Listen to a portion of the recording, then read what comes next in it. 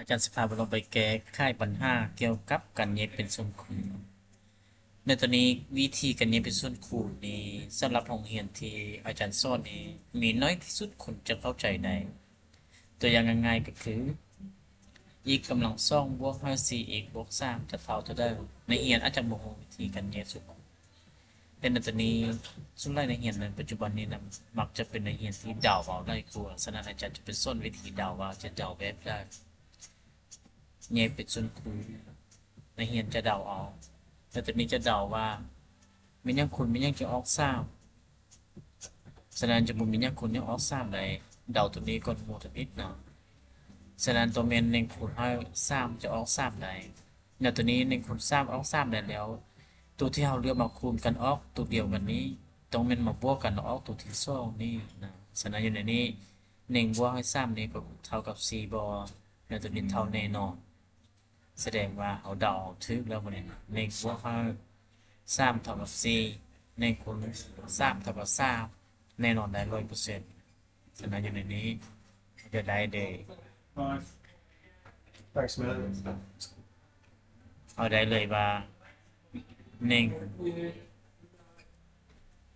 งบวกห้าสามนี่เท่ากับสี่ฉะนั้นเอาเดาส่องตัวทางท้ายในได้แล้วเขาจะได้เลย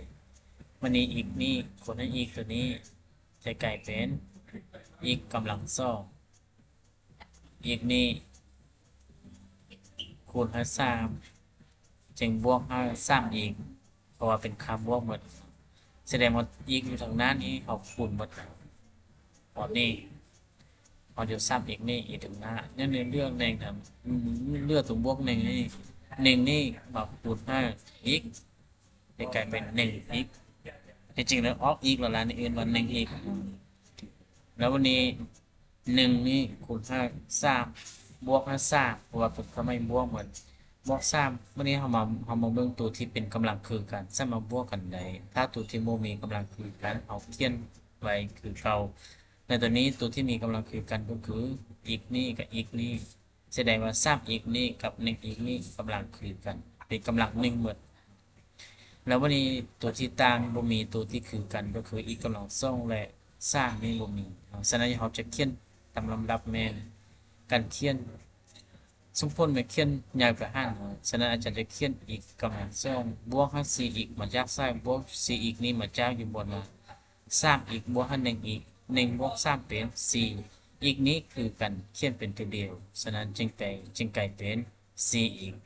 สามบวกหนึ่งเป็นสี่อีกแล้วซ้ำนี่มันเป็นตัวบวกกับเขียนตัวเก่ามันออกกับตัวเก่านี่บ่ออกแสดงว่าเขาเย็ดสุดคูณออกมาเขาจะได้กลายเป็นอีกกำลังสองบวกสี่อีกบวกสามจะเท่ากับอีกอยู่ในวงเล็บอีกบวกหนึ่งคูณห้าอยู่ในวงเล็บอีกบวกสามแสดงว่าตัวนี้เป็นตัวที่เขาแยกออกมาเป็นส่วนคูณเลยพายหัวหางแบบนี้มาแต่เขาแยกมาเป็นหัวหางแบบนี้แสดงว่าได้ a บวก b คูณให้ a บวก b อันนี้แมนกันเนี่ยเอาเป็นส่วนคูณแต่อาจจะไม่ได้เขียนสูตรออกมาเนาะแสดงว่า a กำลังสองบวกห้า a อีก กำลังสองเทียบแบบนั้นเอาเนาะแสดงว่าอีกกำลังสองบวกห้าสี่อีกบวกสามแสดงเขาจะได้อีกบวกหนึ่งคูณให้อีกบวกสามมันจะสมการผลออกเป็นตัวนี้คือเราแสดงว่านี้เป็นเงี้ยชุคูณ